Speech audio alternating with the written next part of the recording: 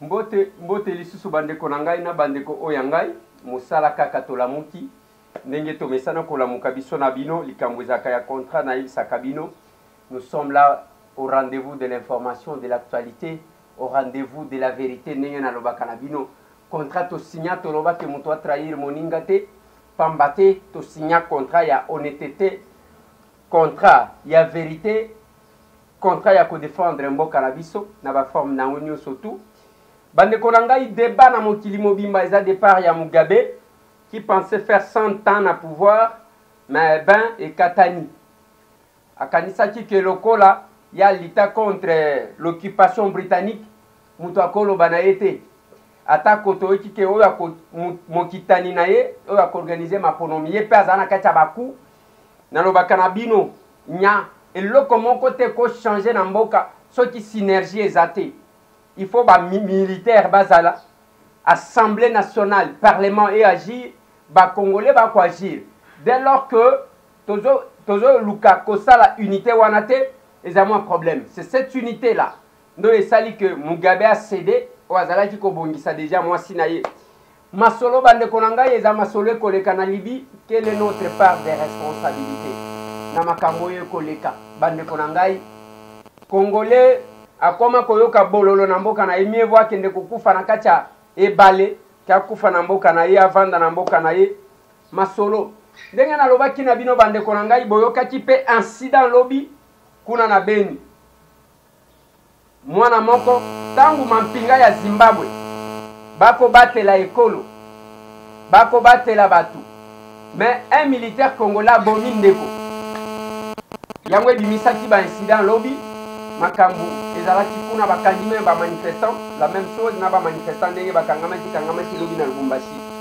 Mais na lobaki na bino que tokozwa ka bandeko bazana Congo te tokozwa pe bandeko ba libanda pambate bango pe bazana makanisi atako ezana groupe oyo ebana pona ba anti valeur pona peut-être makambo buzo ba ezangatina mais zana ba congolais otolobaki il faut topesa bino face mususu ya ba congolais parce que muyaka moko certainement afingisa ba yaka nyonso muluba moko pa fingisa ba luba nyonso mais ce n'est pas tous les congolais de ba koti kolobela mboka te ba koti kopesa makanisi na bango te ba kopesa yango topesa ka ba parole na ba nyonso tout eza musala bandeko lelo tozali susu na États-Unis d'Amérique boko tunanga okomika États-Unis banda okendaki. Mais bandeko États-Unis ne bakobengaka pona ba intervenir. Na boite bandeko ya Japon babengaki bandeko di na bandeko mususu. Mais na lobby il faut tobeta nanu mwa masolo na sima ya kozwa professeur Jean Bele o azali ko proposer makambo ya élection ya administrateur d'ici le 26. Na sima ya kozwa bandeko ya parti o babengi 2UI je crois c'est le parti à démocratie universelle inclusive. Voilà, démocratie universelle inclusive. Les loto kozwande comme sous azanani est-ce qu'azamu politique azam kwa société civile azanani. Tozana ye na buongo na singa. Mbote papa. Mbote ndeko Liazer. Bonjour. Boni kuna. Ah, Kongwe kobela bongo biso tozala malamu. Toko tuna boye kombo na yo nani obengi biso wapi? Kombo nanga maître Luc Fikiri Murefu. Nazali kobenga bino a partir ya Philadelphie. Ezali ville ya États-Unis. Ezalaki capitale ya kala o ya États-Unis. Nde wana nazo bengela bino. Nalingi koyebisa bandeko nanga ke nazalaka avocat awa na États-Unis. Nazana des cabinets d'avocats. Ozoro kanga ndeko Liazer. Oui, tozo kayo pe balandi ba koyo kayo lobby ozo benga biso na Philadelphie. Philadelphie eza entre New York na Washington DC. Est-ce que ozoro kanga ndeko Liazer? Toko yo kayo malamu. Na lobby oza maître, oza avocat, oza na cabinet mibale d'avocat aux États-Unis ou bien na Congo. cabinet mibale ezali na États-Unis d'Amérique. Kombo na cabinet oyanga naza pe na 8 avocats na kati ya cabinet. Ba mindele na africain ya biso ya Congo moko. Ezali African Hispanic Immigration Law Organization, c'est-à-dire en abréviation ezali AHIO. Oto salaka ezalaka toidaka bandeko na biso bazo ko souffrir ba déportation. Vraiment ils ont séparé ba famille. Wana nde to côté la vraiment ba makambo wana to ide bango makambo wana isila. OK. Na mboka oyo na ba mikanda. Soki moto akoti na mboka oyo azana ba problème azoki mboka na nyonso na mokili. Biso na état oyo to couvriraka tozaka ba membre ya département d'état ya nani ya justice américain. C'est-à-dire soki okoti ba problème na yo ozala moto ya New Jersey ya South Side ya New York ozala moto ya Pennsylvania ozala moto ya Delaware ozali na kati ya juridiction na biso bakotinda yo oya komona biso musala oyo tobandaki yango depuis 2005 ti lelo eza lelo te depuis 2005 na bandaki yango nga moko mais par la grâce de Dieu toza na 2 cabinets et puis tozo ko évoluer. Mais à part cela nazali prince national ya RDC ba chef coutumier bayaki bango tout ba installer ngai neti prince national ba introniser yo ba chef coutumier ya RDC na biso ba video ezali mimi nyonso cérémonie ezalaki munene penza awa na Kinshasa na nani na na Kimbanseki bango tu bayakaki balobi oza mwana na biso tozondi mamusala osala 14 la kana yo kimia olobaka trop te il faut zala prince na biso tozana na prince moko tozana ba prince ebele mais yo zali national. OK. Après cela de Koliaze. Oui mais après cela oui. Après cela makambo ya prince nazalaka pe autorité morale ya société civile c'est parmi vice-président nazali vice-président ya coalition nationale ya société civile na Kinshasa. D'accord. Maître Luc Fikiri, contrairement à l'image où bayebika que dès que kutani na ndeko na yo congolais na mboka mupaya akoluka escroquer yo soit asala mutema mabe donc bino bosungaka ba congolais pona bazwa mikanda ba intégrer c'est ça. Biso tosungaka ba congolais ba intégrer ezali ndeko na koyebisa yo lukuta te bato bakoyebisa yo États-Unis eza paradis soki osali musala oyo biso tosalaka okoya comprendre que en tout cas paradis eza nde na Congo. Ozo comprendre wana eza nde vérité. États-Unis ezali vraiment mboka kitoko nga nakotaki mboka oyo na 1993 longtemps penza bata wana ezalaki bata ya kitoko penza mais bata oyo ekomi affaire mosusu mais partout na kati ya société nyonso okokende okuta toujours bamibi bazalaka surtout bato bazokota ba année ba nouveau oyo ba c'est difficile bamboka parce que eza bamboka ya barègle et cause la plus facile koyiba ndeko na yo que koyiba mundele. C'est ça la vérité. Mais en tout cas de ma part depuis que je suis awa nayoka vraiment biloko ya kimuibi te parce que na kota ka ba milieu ko na te nazaka mutu ya travail. D'accord. OK. Mais na koka bato o basali boye mais na kota ka ba côté ba milieu mingi ya biloko ya buzo bate bato bazo ya komona biso na ba cabinet na biso komona ngai baza bato sérieux. Voilà. Bato o baza na ba problème penza. Maître Luc Fikiri, peut-être que tokoya kokota prochainement na profondeur toyeba soki cabinet na yo là on parlera que ya musala yo sala kakuna tokoya kokota na profondeur toyeba osunga ba congolais boni bazwa mikanda ainsi de suite mais lelo tokende nanu parce que temps na biso est vraiment précieux nalingo pesa liloba moko par rapport en votre qualité d'acteur et à société civile, en votre qualité d'avocat, en votre qualité de prince, au pesa liloba moko par rapport ya makambo ekoleka na libi lelo oyo kike bakote kaka bapaya batu mwindu lokola bataba lokola bameme lokola basoso lokola bangulu liloba moko en bref. Ndeko Eliezer, d'abord na répondre moi muke na ta oyo tozolo banaza na 4 Congolais na cabine nga tozo représenter tout de suite na ba problème na bango ya mikanda et puis nazali certain par la grâce de Dieu bako lumière ezali parce que baza déjà na mikanda ya bango ya misala, c'est-à-dire baza na processus 4 Congolais baza na ba famille même eza moko moko te na bana na nini bazali awa parce que ya ba misusu baza na moyen na bambongo na bango bazwaka ba visa ba kokota ba misusu baza na ba moyen te nde bango bakota ba camp de réfugiés. Oui, par rapport à makambo ya Libye, il faut d'abord Congolais nyonso a vraiment appelé sa coup de chapeau na ndeko ya biso Koffi Olomide. Je connais que le problème ya biso ezali ke tolingaka ko reconnaître ba misusu alobeli yango mpona nini nalobi to reconnaître ye moke parce que toza na bachef d'état na chaque mboka oyo bazolobela affaire yango te,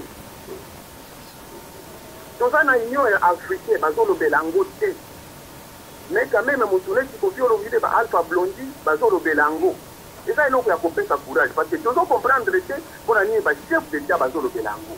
Moi j'aimerais notre président Joseph Kabila Kabange aloba nano par rapport à faire wana ngai ezali ici munene tant qu'un avocat parce que na 1940 ba 1930 ba 1909 balingele bazalaki koya na mboka na biso Afrique pour se réfugier ndeko Eliezer, c'est ce que les biso tozo bosa na wana les blancs quittés d'Europe koya kozwa nationalité congolais lelo bazoteka biso na buumbu tozondima tokende kokufa epai ya mondele ye azalaki kokima kuna biso tozokende kuna. C'est déplorable, en tout cas c'est déplorable, mais faut biso nyonso totia mwa poids surtout biso toza na kati ya misala ya baavoka oyo tosangisana vraiment totia bamemo na union africaine union européenne na bakote mosusu peut-être tokobeta mbunda oli kaka ya bamédia tosali mbunda ya bapapier.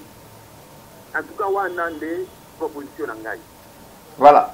Maître Luc Fikiri, parce que l'obéli ozo félicité Koffi Olomide au Tchébangwana Alpha Blondy, parce que Alpha Blondy quand même azaka révolutionnaire na banze mona nyonso nenga yembaka, vous sentez qu'il y a azaka un esprit moko ya ba révolutionnaire, mais tango lobi Koffi Olomide, est-ce que ozomona te que balobi po batu misusu balobi pamba te génocide congolais na toyoka te oya plus de 8 millions de Congolais na toyoka te ni musicien koyembela yango ni koloba nini te eloko moko te kopesa quand même un message fort ozomona te ke basali yango mpona bamoni bandeko mosusu basali yango balobi tokotikala nsima te tosala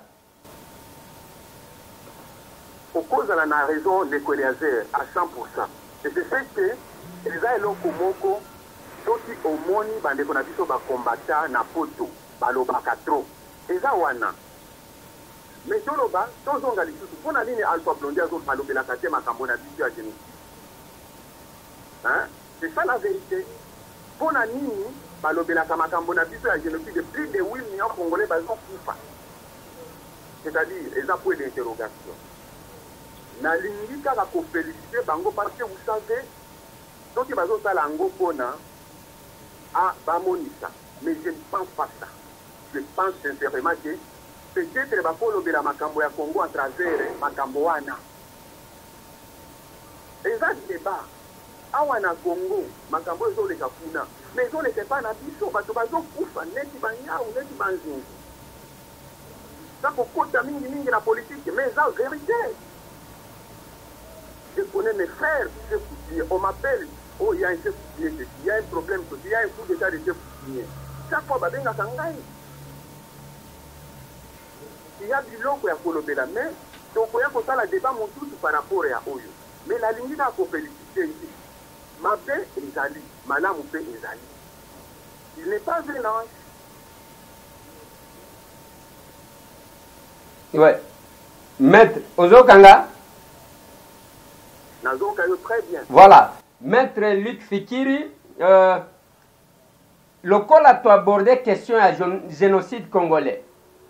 Nalingi oyebi sangai selon yo, nineza à la base ya ba tuerie oyo koleka na est oyo na Kinshasa, bandeko basi ba bosani ba moni yango lokola une situation normale ya koloba ke kuna bataba bakufaka na bango biso tofani na biso awa na biso République de Kinshasa awa. Est-ce que ozomona te que oyebi sanga qu'est-ce qui sera la base? Et puis kuna oyebi sanga yoza libanda ya mboka nakoka koyeba qu'est-ce qui fait que la communauté internationale la plupart ya ba multinationaux va soutenir la construction ya usine ya raffinerie ya ba minerais oyo ba Rwandais ba Ougandais bazana ngote alors que zo uta bisika ba Congolais ba kokufa. En tout cas, Mutuna na yo eza Mutuna moko est d'abord très important. Et puis Mutuna moko oyo zo pesa Congolais nyoto mutu. Chaque jour, je pense. Donc, on s'anime makambo ya génocide de Kouediazer. Awa na États-Unis. Ba problème ya babitumba na bango ya kala. Ba génocide na bango ya kala bato ba kufa na ba guerre civile awa. Tozalaka na ba férié ti lelo. Plus il y a 300 et quelques années, tozalaka na ba férié lelo de Kouediazer. Nazoloba. Soki okei kaka awa na Rwanda ba voisin na biso Rwandais. Bazalaka na journée ya génocide, ezalaka journée internationale et temps national et bana bango. Eza plus ya 800 000 Rwandais selon statistique au bakufaki na génocide. Soki okei na Libéria, ezali quelque chose ya 150 000 Libériens bakufaki bazalaka pe na journée internationale. Donc, au pays, na Sierra Leone, bah, ça a capé la journée internationale. Mais ce qui est plus important, même si on a pas juste, on a 1930, 1945, il y a l'Holocauste, bah, ça a la journée internationale. Mais, et l'on connaît les gens à 4 et yo, ils sont toujours dans la quai, il y a plutôt fait et d'abord, nous sommes des humains, on n'est pas des bêtes. Nos amis, la plutôt bateau. Donc, il y a des budgets à Rwanda. 40% de budget à Rwanda. Et Zalaka. Et puis, Eutaka, la communauté internationale. À cause du génocide. 40% de péage. Les lois Nazoloba. Les alliés bien vérifiables. D'ailleurs, Nazalaki, ambassadrice de Rwanda, dans les villes de la Réunion. C'est sur la Makambo. Donc, ok, la Libéria, et Zalaka, 18%. D'habiter na bango et utaka na bael de l'eau ba mort na bango ba problème na bango ba guerre donc au pays na Sierra Leone 24% ba juge déjà ya bango armée na bango depuis batawa na kilelo ba 1945 kilelo ba américain de ba kutaka armée na bango ok même na Égypte donc ya si les lots Égypte, armée visité dans la Bafuta, américain de Bafuta, tout c'est bien connu. Il y a Bissot, MONUSCO, ce qui est obtenu disait à MONUSCO, 18 milliards de dollars, basant à 20 000 cas de blé. 18 milliards, Mboka na Bissot, budget à 80 millions d'habitants, et Zali Kaka, 4 milliards. On doit comprendre les Kouediazer. Et puis, tout ça même, mais pas dans la communauté internationale, on a capité. Dans la réunion, chaque fois, Babi n'a qu'à. On commande à l'ambassadeur et à Congo. Oh, mais Kikaya Zakunat. Comment on a représenté? Mais Kikaya Zakunat. Kikaya Mikolonio, la diplomatie marche, non? Bazali na lindi koloba ke bazosala msala na bango te. Ce n'est pas ça. Mais tozali absent. L'ambassadeur de Rwanda, l'ambassadeur ya Nigeria de Konangai, Samedio nazalaki na bango. Et puis, lundi passé nazalaki na bango. Soki olobi kaka, bakozala. Soki opesi kaka information tozana do bakozala. Ya Ghana bazalaka. Ya wapi bazalaka. Biso ya biso ezalaka te. Bazalaka te. Siko, moi je vais dire quoi? Donc, biso moko tozwa zero yo proprement parce que ngana ke komona ba mindele na kenda kina Union Européenne et Union Africaine 3 fois babenga kinga kolobela makambo ya zono. Mbonga na nga moko pas quelqu'un wa futa kiti na nga na ke ina Union Européenne 4 fois. Nations Unies penza na zolo batiri je ne sais même pas combien de fois na kenda. Bango balobi nous sommes prêts de reconnaître sinon pour reconnaître biso eza kolobani ba koti ya mbongo oyo koyé ba femme parce que toza na ba milliers de femmes veuves. Toza na ba na orphelins et belé maman et papa na ngere. Il y a beaucoup d'enfants. On ne peut pas aujourd'hui on a pas recensé kaka Kinshasa na Bandundu. Il y a plus à 150 000 femmes veuves. Association de femmes veuves baye komona ngai ngana mona ka ba oba kabika baye ka komona ngai na biro na ngai na kini association de femmes veuves baye komona ngai ça c'est ça c'est quand les femmes là souffrent. Je me demande où je dois commencer. Mais ça pour me na kusana mais toza na moyen ya mobiliser génocide na biso ko pesa ata biso même 20% ya budget et puis mbongo wana toko sale la bango ba philanthropie. On n'est pas des bêtes. Mais pour ça, il faut que le gouvernement pèse à la impliquer. Dès qu'il y a un national, ça la cagnon, là, c'est les commandes à Bandeko Nabiso, même moi, la vraie qui n'a pas Bandeko Nabiso, il y a des faits. Pas continuer, il y a des faits. Mon qui n'a pas il y a un IMC. Pour Makambo Oyo, même le président Kabila, Bango, tu n'as pas Bango, je ne vais pas vous cacher. Parce que pour que tout le monde a fait il faut solo parce que pour ça sortir une table, on est à composer la loi. Tout ça, la faire est à la main. Au commun à Bango, ils ont toujours politique. Ils s'en foutent de ça. Oui, maître. Vous comprenez? Maître Luc. Oui. Na lingina ye baboye. Ngai na utipe kuna epa na bino. Mais qu'est-ce qui fait que les lots Bino ba Congolais boko vivre kuna la diaspora congolaise ya États-Unis d'Amérique. Bisika ba décision zwamaka. Bisika Rwanda tia misisa na ye. Ya bino voix yo kanate mais voix ya ba Rwandais yo kanaka kaka.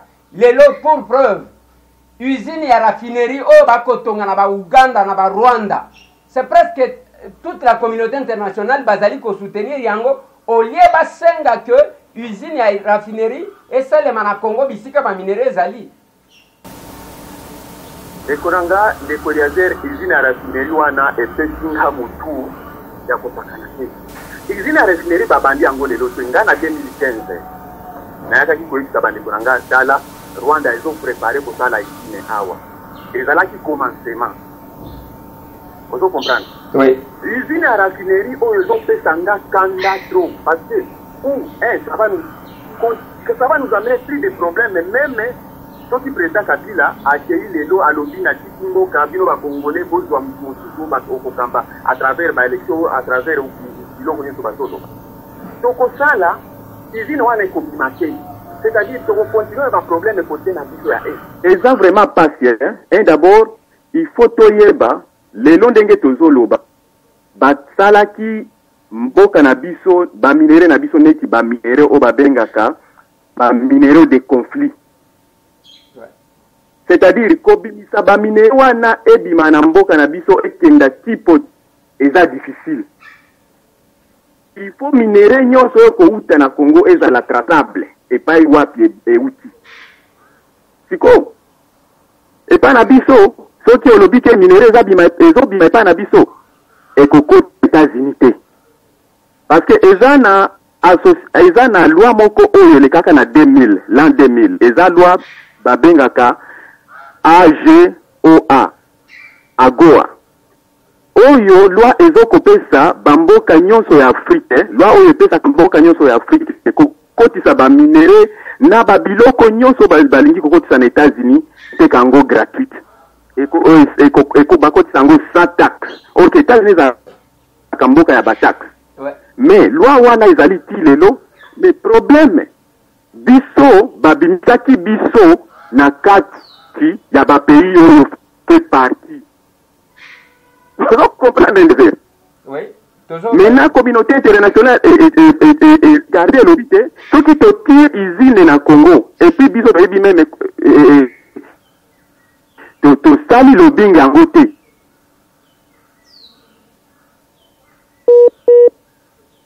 Allô? Allô, maître? Aujourd'hui, la communication est moins compliquée. Maître Lick Fikiri qui nous appelle des États-Unis d'Amérique. Je pense que maître, Ozokanga,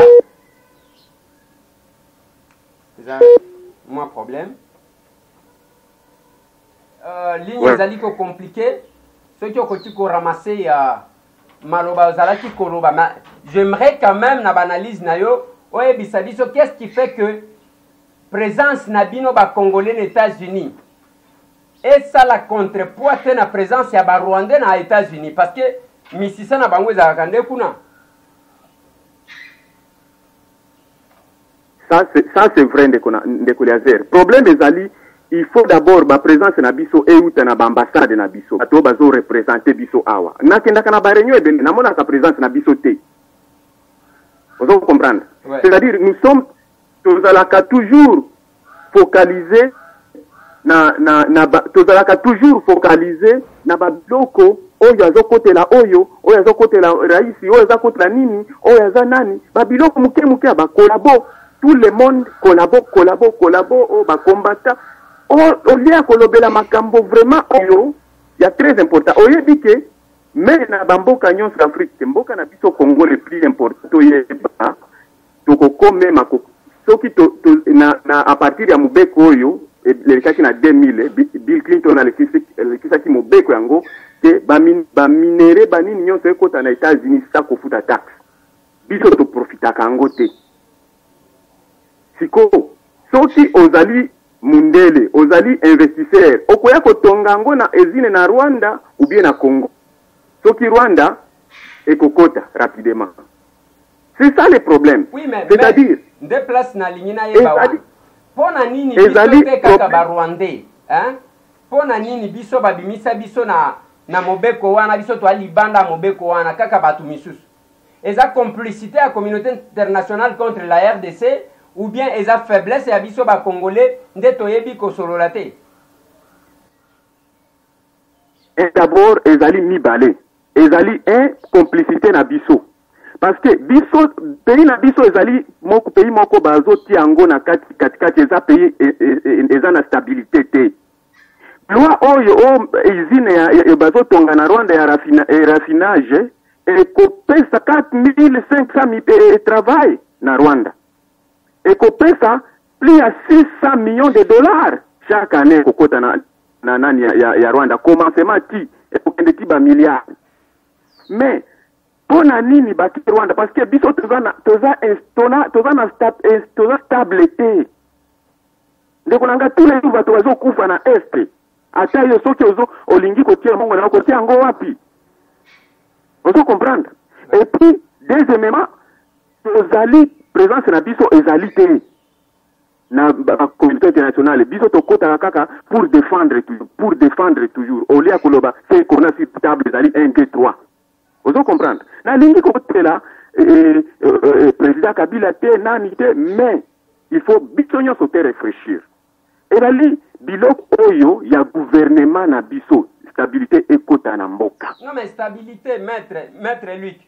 Nana kokoti sa stabilité parce que ye président de la République Moussala na yezanine garant des institutions et puis garant ya unité nationale. ainsi de suite batitre nyonso tu wana donc babambaka yeka ya kobamba soki yo mutu okopesa impulsion te nani akopesa parce que même la politique étrangère wana ozoloba ozomona te que la faiblesse ya politique étrangère ezodépendre na oyo azokamba okoloba na baopposant te ke bango nde baosala bazofavorize te okoloba na peuple te parce que eza na bato bazofutama mpo na mosala wana. En tout cas 100% de Kweliazer oza na réseau 100%. Eloko nazoloba il faut point so ezala point politique ezala présent. Nga nazoyebi nazali awa nakendaka na ba réunion ebele tozali présenté. C'est ça le problème. Deuxièmement, na lobby eloko mibale na lingi koloba ndeko Kweliazer ezali ezine oyo ndengo olobi pona nini ba tiango na Rwanda pona ba tiango na ba tiango na mboka na biso te ozomona eza problème mususu vraiment soki tokoti totali makambo na kati tokomona ke tokoloba même peut-être c'est blessé à gouvernement parce que ndengo olobi bangonde il faut baresa biso baza bagara mais en même temps ce n'est pas seulement gouvernement de Kweliazer ba minéraux oyo nazali kosolana bato na kati bato ya USAID lobby président USAID aetingai le plupart des minéraux ekotaka na Rwanda ba congolais bango nde bakataka mai ba préféré kokende koteka yango mingi na Rwanda ezalaka ebele batone na batone on comprendre c'est-à-dire soki to lobby to lingi esalema na Congo prix na biso ezala compétitif na ya oyo Rwanda bazosala mais pourquoi même prix na biso ezala compétitif ça ba minéraux na biso kuna na est sécurité ezate bakokota n'importe quoi ozomona ndeko Kweliazer il y a des choses qu'on parle pas ngai ko bima na Bukavu kokende na Uvira kokende na village na ngana leka na Rwanda Ruzizi 1 je sors Ruzizi 2 est-ce que c'est concevable que nazo kende na mboka na ngana leka na mboka mususu parce que mboka na biso nzela ya ngomo oto ya biso eza mabebe bami bebele na barebele bazana kati siko tozali obligé koleka na ngomo tokoti Ruzizi tobimi Ruzizi de na Kamanyola moto ya ko contredire abenga yo ayebisa yo nde réalité mais problème oyo boto ya koyebisa yo oyo la problème entre Rwanda et Congolais c'est plus que ça parce que moi je passe toujours là-bas il y a pas d'ailleurs dès que okoti kuna ba Rwanda ba tunka yo attaquer ke moko batali yo ba pesi yo kende na yo il y a pas même visa bande ko na biso ya Congo ba kotuna ceci mais Rwanda batuna kata question moko c'est-à-dire entre Congolais na Rwanda des problèmes des problèmes politiques nazo edisa yo ba réalité ndeko moi je parle là-bas je parle tous les jours na kati ya des coins ya wana c'est-à-dire insécurité ezalinga moko nazo banga koleka na nzela oyo ya biso ifuna kota na nzela ya Rwanda. Et puis ba minéraux plus par bazolo ba 80% ba minéraux ozo kota na Rwanda e utaka na ba Congolais biso moko tozo to katima ina butu tozi batone na batone kuna c'est-à-dire insécurité ba militaire na biso ba nani ba généraux ba to tele eza business et bazali complice. Voilà. Vous comprendre? Oui, maître Luc. C'est pas quelque chose de pas rapidement boy. Siko ba soki yo oza mundele oza na mbongo communauté internationale nyonso ezo sunga construction ici yango parce que bazana besoin ba minéraux na biso mais ba koti kango kaka ela na mabele c'est ça le problème siko to sala nini OK biso quand même tous à la bateau oyo to sala ba développement wana ce sont des questions à se poser Zali Kimia Nengolo Bati chef de président de la République Azali garant la constitution garant de la nation na biloko nyonso wana c'est ça la vérité mais peut-être oyo kosala matin na ta na Kabila et koya kosala manata ya mutu mususu on doit comprendre ngande kolé. OK, maître Luc toza déjà na suka émission mais mutuna moko na lingi to suki sawana quand même dans une minute s'il vous plaît parce que to sito débordé. Maître Luc, les lots de Bakanengo Lobiwan, les Congolais baza déchiré. Nga il faut passer na lobaki na batuke boye bisanga guerre moko ya est. O ba Rwandais ba mi côté la kaka bango sur le territoire congolais. Ba kotika. Soki ezana Congolais moko ta kenda ki kobenga bango ke boya tokotela omoni kotoyo mutu azate. les Congolais servent d'informateurs ya ba Rwandais sur faiblesse na bango na lobaki yango. Mais le débat ezali dans la diaspora ezande que non voilà oyo batali oyo kolabo oyo boye boye boye. Les Congolais sont divisés, ils ne sont pas capables de se mettre ensemble pour lutter contre une cause commune. Mais awa na Kinshasa balobi le 31 décembre pour na Kabila lokola zokoka kozongisa sécurité te makamunyo soano lobby lokola zokoka te il faut kende réaction na yo un peu rapidement dans une minute. D'abord na loba vérité de koranga ile azera abana kota affaire oyo eza affaire oyo to ya kolobela lisu na je suis certain que faut to ça au moins 2-3 émissions parce que biloko ya kolobela eza trop mais ngai ozomona roi Hérode abumaki nani Paul pona koloba vérité nazali prêt na ebike ce que je vais parler tout de suite ba politicien ba kobanda koloba pourquoi lobi boy tozalaki koyoka yo bien na débat na yo nano koti débat mabe mais la vérité c'est la vérité ndengolobaka même si eza nini ekotika toujours vérité hein olobaka ngo mais nazo benga peuple congolais babimate libanda le 31 décembre. Jésus l'a dit à Ebisaki o bao yaye que akoya neti moibi biso pona nini bino bozoe bisa président Kabila soki bolingi atende bozoe bisa 31 décembre tozoya eza neti bato bakoye bisa Mugabe tozoya le 15 kabe kosala nini akokata mitu na bango. C'est-à-dire, besoin de sa président Kabila, biso 31 décembre, tozali prêt à koya koboma yo na bato na yo na ba ministre na yo na bana na yo. Akotika la maboko, fermé. Il faut utiliser la sagesse. Na lobby, ba Congolais ba bima libanda te botika na banda kona bino 31 décembre. Tozali na déjà na prix à 8 millions de Congolais.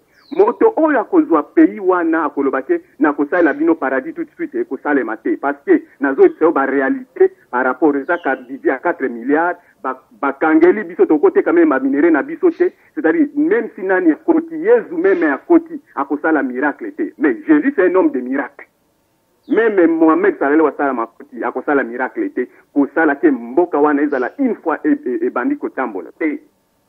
Mais peut-être Jésus peut le faire. Mais c'est trop tard parce qu'à Koufinaye, il vit en esprit. Et là, on a l'ingi koloba vérité de Kweleaze Rezali, ndenge bakata ki mutuya, Hérode akata ki Paul. Ngana zali pre bakata mutu na zoloba, bande konanga, Jamar Kabunda na linga kayo mingi, Félix Tshisekedi vrende konangai, Naba Vital Kamerhe, boye bisa peuple congolais vérité. Ngana zo solola na communauté internationale, na lobby, les 13, na Sololaki, na Chris Koka, na Chris Coons, Bob Koka, le 13, tozalaki na réunion. Awa le 17, tozalaki lisusu na réunion na Washington ya ambassade na banani.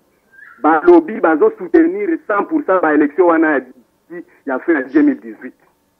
Soki bokei bo lobby ke to kombinisa 2018, bango baza derrière bisoté.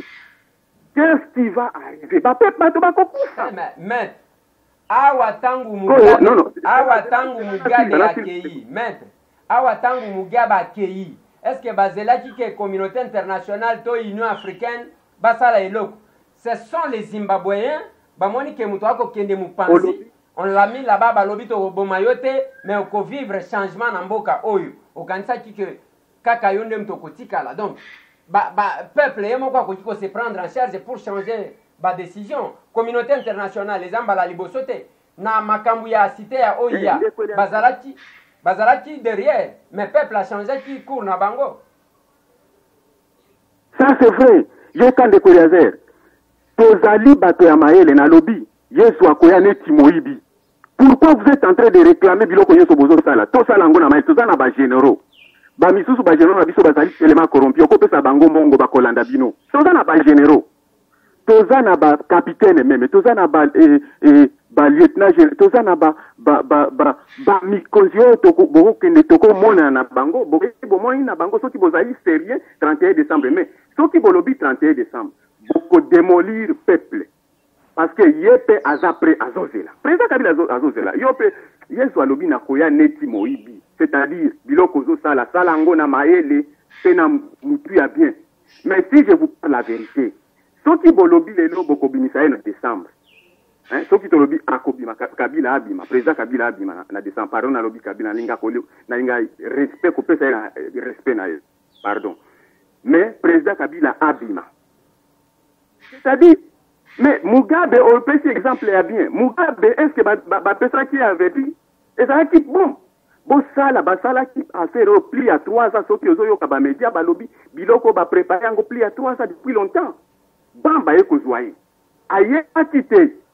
Peut-être nata oyo abimi sur premier ministre abanda ko zo ba moi soupçon nde abimi sakiye. Mais ça qui déjà trop tard. Soki bozali, soki tolobi. Toko boko bako sala ngo peut-être après décembre. Même janvier, même février, mais Koloba mingi, les problèmes des Congolais, même tozo kende armée na biso bozo kende ko attaquer ba M23 banani balo bakango na ba chaîne, tozo kende côté wana. Pour un bozo. Maintenant banani ba cause la biso, ba ennemi ba cause la. Koloba mingi, préparer action. Ce qui nazo ba communauté internationale les ana biso te, ezalika Koloba, ce n'est pas de dire que bangonde ba ko décider ma affaire ya Congo te, mais zaka Koloba te. Et Bango, c'est-à-dire Tozalika Kabiso Moko na combat Oyo. Merci maître. Merci maître Luc Fikiri pour les lotos sukisi awa. Maintenant je informer yo que otika la kobongama prochainement na kozwayo lisusu tobeta masolo ya makambo e koleka na. Comme yo moko se dévoilé que tu es de l'est o meka koyebisa biso likambu ya kutumba ezandenge nini. Likambu ya ba groupes armés à l'est du pays. Parce que chaque tribu na est ya mboka est comme un groupe armé na bango, ainsi de suite. Quelle est la part des responsabilités? Il y a groupes armés. Et quel est le pourquoi il y a existence ya ba groupe armé? Les amis tuna na kolukato sololana yo. Et puis le kola torobeli usine ya raffinerie met na kolukape tolobela makambu ya gaz. Gaz oyo bazali ko extraire na lac Kivu. Oyo côté na biso tilelo mais Rwanda azali kaka ko extraire eza ba mwa mituna tokoluka ke to solola na mbala sima maître Luc Fikiri na banjo la ndinga malamu alandi yo très bien de Kweleazer en tout cas na lobby tokoya lisusu na edite émission oyo ba ko betela yo singa koloba moto wana za kolabo. Moi je ne connais pas biloko ya kolabo, je suis un intellectuel mais ndenge na lobby na timu tu bakata ndenge bakata ki Paul. Vous comprenez to kolobela makambo ebele oyo azana motema ya mobali akoyoka ngauza na motema ya nyau akokima. Merci maître Luc Fikiri. Oyo azana motema mobali akoyoka oyo azana na motema ya nyau akokima. Et le maître Luc Fikiri, je vous informe que azala en direct ya Philadelphie na États-Unis d'Amérique et pas wapi azana 2 cabinets d'avocats. Yemoko aza avocat a fongola 2 cabinets pour na kosunga ba congolais pour na intégration pour na kozwa mikanda na ba makamusus yango na lobaki na bino bande konangai to kozwa ba congolais à tendance nyonso. Le moment a sonné, l'heure a sonné ya kolakisa face mususu ya ba congolais. Congolais yebanaka pona mutema mabe, Congolais yebanaka pona makambo buzoba. Kolongola bilamba na télévision ko finga na chaque jour biloko ezanga tina ko finga ba mama ya batu na batata batu. Kongola yebana na escroquerie. Kongola yebana kaka mutu moko boya linga kande kona yete yango ndeko na ngai Richard na Milouz Congo Jomi Pangi alobaka nanga toujours que ndeko na nga nazalaka contre tango baloba ba Congolais balinga na kate ngana linga ba ndeko na ngai. Oba Congolais bazaka mitema mabengana zaka mutema mabete yango bandeko na ngai na lobaki tola kisabino face ya bandeko mususu ya ba Congolais mususu botala face caché ya ba Congolais. Donc oyo cache majoritaire ya ba Congolais, ce n'est pas parce qu'il y a un groupe d'individus il y a ba sans manière, un groupe d'individus il y a ba sans niveau, un groupe d'individus il y a escroc parce que batouana bazaka na ba société nyons na ba communauté nyons. Un groupe d'individus, il y a batu bazanga musala na bango ko diviser pour na $100, $200 bande ko na bango ke boko généraliser. Tozwa ki ba minganga na États-Unis, tozwa ki ba professeur na États-Unis, lelo o tozwi eza avocat tozwaki bakolo baonje eza ndenge wana tour na yo mpe ezali ezaka makambo Mugabe akanisaki akobima oli abima na grande porte en tant que héros lelo Mugabe abimi lokola puku lelo Mugabe abimi lokola puku remplacé par son ancien collaborateur bien que ye pas dans la kachaba makambo mais va faire 90 jours à organiser ba élection akomeka te parce que amoni oyo yeli chef naye. Le Congo nécessite synergie mampinga la police bayi politique to sangana et longo total la danger qui guette la RDC bino bande konanga ya diaspora bo accélérer pe pona to koka koyeba bisika kani ba Rwandais ba tia misisa pour que ba konzaka biso. Voilà bande konanga ni nezo sala ke ba Rwandais ba konza biso. Ezaki masolo wana to solo lina mwana mboka Fikiri à partir des États-Unis botika la brancher lobby ezatournayo. Mais nous vous informons que c'est ça qu'a décidé qu'au lieu de Daniel Safwasa à 60 jours et comme 45 jours. Mais Daniel Safwasa qui est confondé dans la Cour suprême de justice et collègue. Merci. Tokutai.